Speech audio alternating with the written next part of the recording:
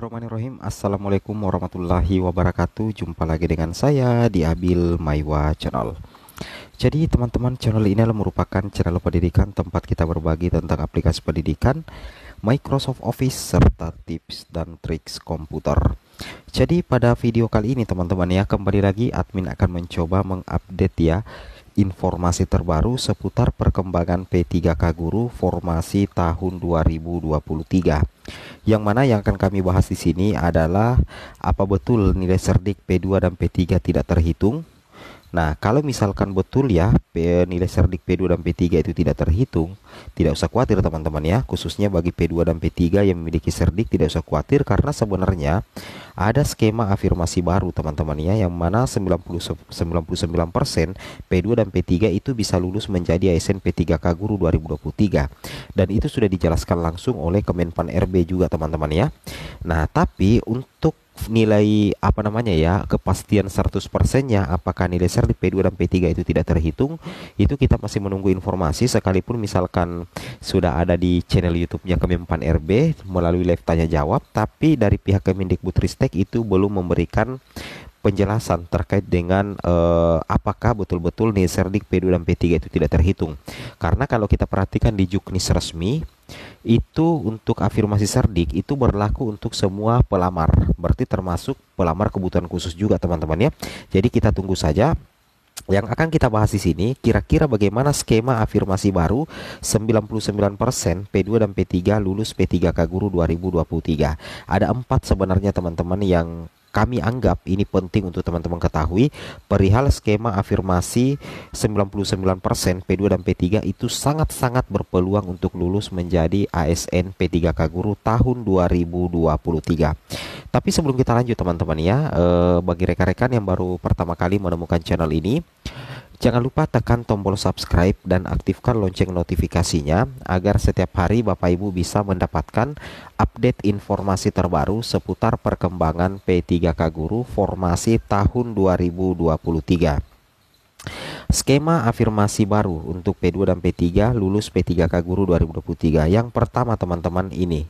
Yang pertama adalah seperti ini teman-teman, adalah urutan kategori P2 dan P3 diperhitungkan mengalahkan pemilik cerdik. Nah, jadi sekalipun misalkan ada P4 teman-teman ya, ada P4 yang memiliki sertifikat pendidik, itu tetap tidak bisa mengalahkan pelamar prioritas 2 dan pelamar prioritas 3. Alasannya kenapa? Karena kalau kita lihat di mekanisme seleksi P3K Guru 2023, urutan prioritas penempatan itu kan dimulai seperti ini. P1, kemudian P2, kemudian P3, kemudian P4. Nah, anggaplah di sini P4 itu punya cerdik, sedangkan P3 dengan P2 itu tidak punya cerdik. Kemudian memperebutkan dua formasi misalkan. Otomatis yang lulus itu adalah tetap P2 dan P3, bukan P4 yang memiliki sertifikat pendidik. Kenapa bisa seperti itu? Karena sertifikat pendidik untuk pelamar prioritas 4 itu hanya bisa berfungsi secara optimal kalau dia bersaing dengan sesama P4. Tapi kalau harus bersaing dengan P2 dan P3 itu tidak bisa, karena P2 dan P3 itu unggul dalam urutan kategori. Nah, ini adalah salah satu keistimewaan, atau kita bisa ibaratkan sebuah afirmasi khusus atau penghargaan atau rewards ya untuk P2 dan P3 agar bisa mengalahkan pemilik cerdik yang bukan pelamar kebutuhan khusus teman-teman ya. Ini belajar di pengalaman di tahun 2021 yang lalu teman-teman ya. Artinya apa? Artinya urutan kategori P2 dan P3 itu sudah dipatenkan teman-teman ya. Itu sudah dipatenkan bahwa betul-betul P2 dan P3 itu hanya kalah dari P1.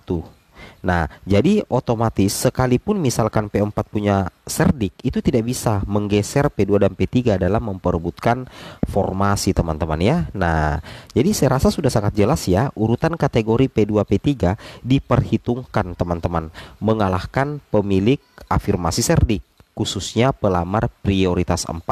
Berbeda ya. Nah, anggaplah misalkan memang cerdik P2 dan P3 tidak diakui ya, atau tidak terhitung, karena menurut Kemenpan RB salah satu yang menjadi penyebab kenapa nilai cerdik P2 dan P3 atau pelamar kebutuhan khusus itu tidak diperhitungkan, karena memang P2 dan P3 itu dalam proses nilai itu tidak dibebankan dengan nilai ambang batas. Jadi berapapun nilai itu tetap diperhitungkan, tetap di ranking teman-teman, sehingga tidak perlu diberikan afirmasi sertifikat pendidik. Itu kalau kita melihat atau itu berdasarkan informasi dari Kemenpan RB, bukan karang-karangan saya teman-teman ya, seperti itu kira-kira. Nah, afirmasi kedua atau skema afirmasi yang kedua bagi P2 dan P3 adalah tidak ada nilai ambang batas. Nah, ini yang saya bilang tadi. Tidak ada nilai ambang batas untuk P2 dan P3. Sehingga nantinya P2 dan P3 di sini teman-teman itu auto langsung perankingan nilai. Nilai rendah dan nilai tinggi peluang lulusnya sama-sama besar. Nah, ini yang menjadi salah satu kabar baik.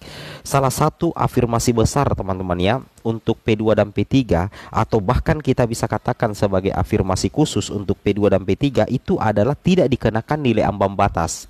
Coba bayangkan teman-teman ya, tidak dikenakan nilai ambang batas. Jadi kalau menurut admin pribadi, kalau misalkan tidak ada afirmasi cerdik, ya tidak masalah sih teman-teman ya menurut admin pribadi, tapi mudah-mudahan saja ada ya. Oke, contoh misalkan seperti ini. Di sini kan anggaplah ada dua formasi. Kemudian pelamarnya anggaplah ada 12 formasi. Kemudian pelamarnya 10. Nah, ke-10 pelamar ini itu campuran, ada P2, ada P3 ya. Dan nilainya itu rata-rata cuman 300 400. Nah, kita tinggal lihat berapa jumlah formasi. Jumlah formasinya ini 12. Kemudian pelamar P2 P3 itu cuma 10, dan ke-10 pelamar P2 dan P3 ijazahnya itu linear dengan 12 formasi yang tersedia. Apa yang terjadi? Auto lulus semua teman-teman. Jadi tidak dilihat lagi nilainya berapa, auto lulus.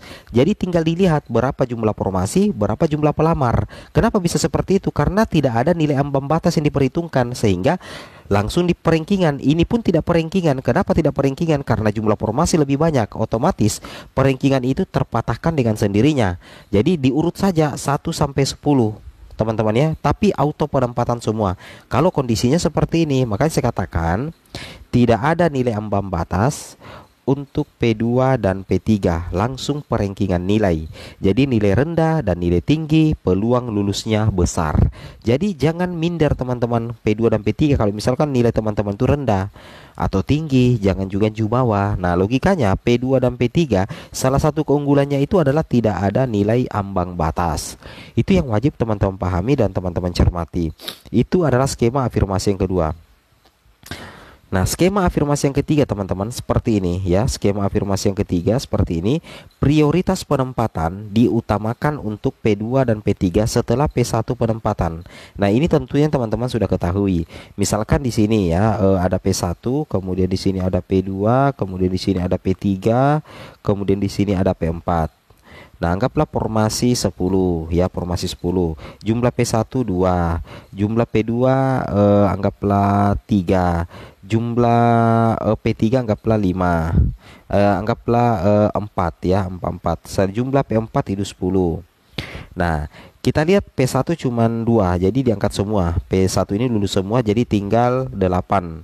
Kemudian P2 linear itu 3, formasi 8, berarti diangkat semua. Tersisa 5. Nah, ya tersisa 5. Sedangkan P3 jumlahnya 3 juga.